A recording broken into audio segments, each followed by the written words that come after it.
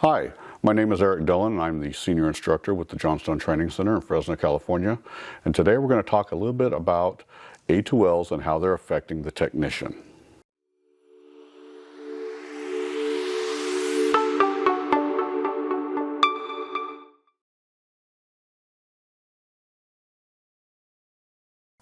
Okay, so the first thing we want to talk about is kind of a little bit of a refresher for anybody that might not be familiar with what's happening in our industry. The HVAC industry is switching over to A2L refrigerants. We've been using A1s, R22, 410A were A1s. This particular one is 454B. It'll be one of the 410A replacements. And I use the term replacement loosely. You can't put this in a 410A system. It has to be a system designed for use with an A2L.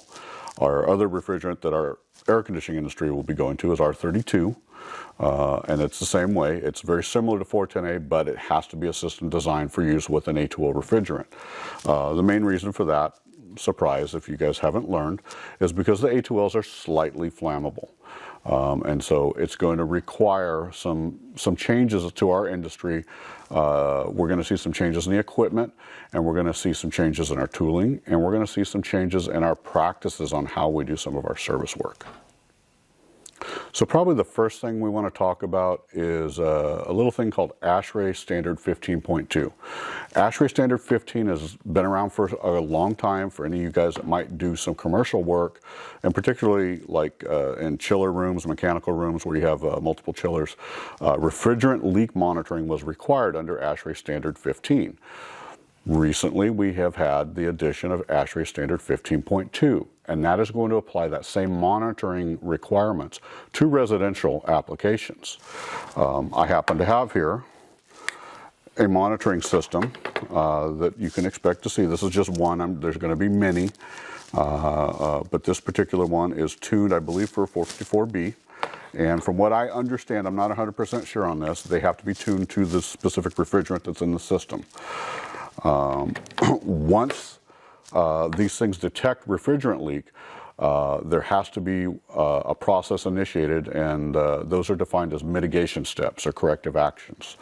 Those corrective actions may be as simple as just energizing the blower and turning the blower on to disperse the refrigerant so that it stays below a flammable concentration.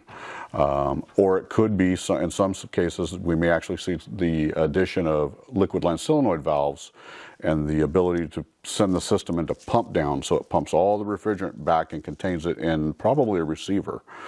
So we may see some additional components. We're going to see some additional components. We may see even more as we move forward and the manufacturers start to figure this stuff out.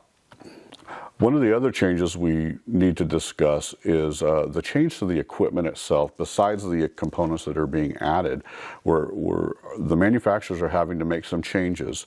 In particular, think about like an indoor blower motor.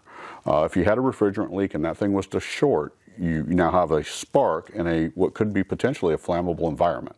So the new blower motors that should be coming on the new equipment as this stuff rolls out, they need to be intrinsically safe, meaning they can operate in a flammable atmosphere. This is also going to be true of, it sounds like, our compressors. And obviously there's going to be some things that have to be done as far as contactors and stuff like that, where we have the potential of creating an arc, which could be very bad if we also have a refrigerant leak. A couple of things that we also want to talk about are some of the new labeling requirements on the equipment. Still not clear if the manufacturer is going to provide the labels. It appears so, but we're not sure yet. But what you can expect to see now is flammability labels on the nameplates of the units. There's also a UL listed label that's going to be a requirement. That's going to require the installing technician, when they put one of these in, to record the evacuation level and the date, the nitrogen test pressure and the date, and any refrigerant charge changes. There's a list that you have to go down. So as far as our practices and our best practices, I should say, and what we do in the field as far as technicians and installers as well, it's been a long time best practice to do a nitrogen pressure test on a split system after an install, or if it's a new install on a replacement system, whatever the case is. We always want to, it's best practice to purge or test that with nitrogen. That's always been an option. When you're using an A2L refrigerant, it has now become a requirement if you're using an A2L refrigerant. Some of the other recommendations are possessing a combustible gas monitor, so that when you walk up to a system, you can kind of see if there's a combustible gas present before you start your work. Purging with nitrogen while we're brazing has always been a best practice as well. That is also now a requirement with A2Ls, or when you're putting in a system that will use A2Ls. Another recommendation that I would also call a best practice is after you do a recovery, you want to purge that system with nitrogen, because as most of you know, we can get a little refrigerant trapped in the oil. And up till now, not been a big deal. We get a little blue-green flame, say you're changing the compressor, right? You get that little blue-green flame. But now we're having to deal with a flammable refrigerant. So purging with nitrogen after you recover the refrigerant is going to be a real safe step that we probably want to put into our normal routine. And of course, probably a lot of you have already heard this, A2Ls, when you're working with A2Ls, it does require specific tooling. There's multiple reasons for it, besides the flammability, but because of this, so when you're working, for instance, your cordless drill, they need to be no spark, no arc rated. All your power tools have to be no spark, no arc rated, so that we can't generate a spark when we're working around this kind of stuff.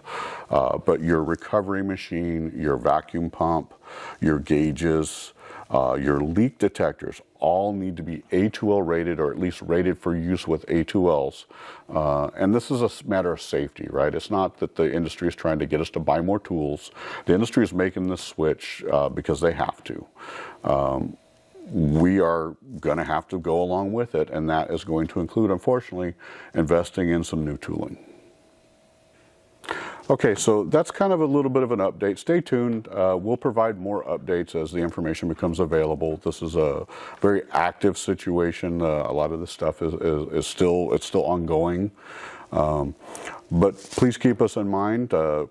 Check us out when you can. Don't be afraid to come see us over at the JSOG Training Center in Fresno, California, where we provide real-world experience for your real-world career.